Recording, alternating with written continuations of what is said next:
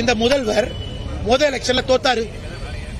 திரு M.K. Stalin அவர்கள் போட்டியிட்ட முதல் தேர்தலில் தோத்தாரு. கட்சி ஆரம்பித்த பிறகு எத்தனை முறை திராவிட முன்னேற்ற கழகம் தோற்றிருக்கிறது?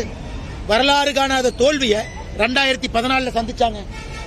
ஒரு எலெக்ஷன்ல 2 MLA தான் ஜெயிச்சாங்க 234. அதனால தோல்வியை பத்தி ஸ்டாலின் ஐயா எங்களுக்கு பாடம் எடுக்க வேண்டாம், வேறவங்க பாடம் எடுக்கட்டும். அமித்ஷாஜி அவர்கள் யார் என்று இந்திய மக்களுக்கு தெரியும். அவர் ஓட்டு போட்டு தமிழகத்தில் ஆட்சியை மாத்தல, தன்னுடைய கருத்தை சொல்றாங்க. இங்க பிரச்சாரம் பண்றாங்க, மக்களுடைய உணர்வுகள்கிட்ட கேட்கிறாங்க. மக்கள் ஓட்டு போட்டு இது அமித்ஷாஜி அவர்களே மேடையில் சொன்னது, நான் ஆட்சி மாத்திரக்கு நான் ஓட்டு போடுறது, என்னுடைய கடமை நியாயத்தை பேசுவது. அமித்ஷாஜி அவர்கள் நியாயத்தை பேசுறாங்க. இந்திய அரசியல்ல திராவிட முன்னேற்ற கழகம் 1949 உருவாச்சு. அவங்க எத்தனை எலெக்ஷனை சந்திச்சாங்க, எத்தனை எலெக்ஷனை தோத்தாங்கன்னு பட்டியல் போடுங்க.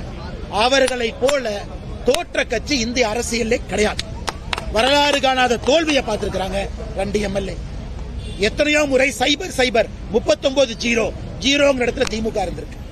ஏதோ இந்த எலெக்ஷன் ஜெயிச்சுட்டாங்கிறதுக்காக மரத்தின் மேல உட்கார்ந்துட்டு கூவ வேண்டாம். மக்கள் 2026 மரத்தின் மேலிருந்து கீழே இறக்கத்தான் போறாங்க. இது ஸ்டாலின் அவர்கள் நன்றாக புரிந்து கொள்ள வேண்டும்.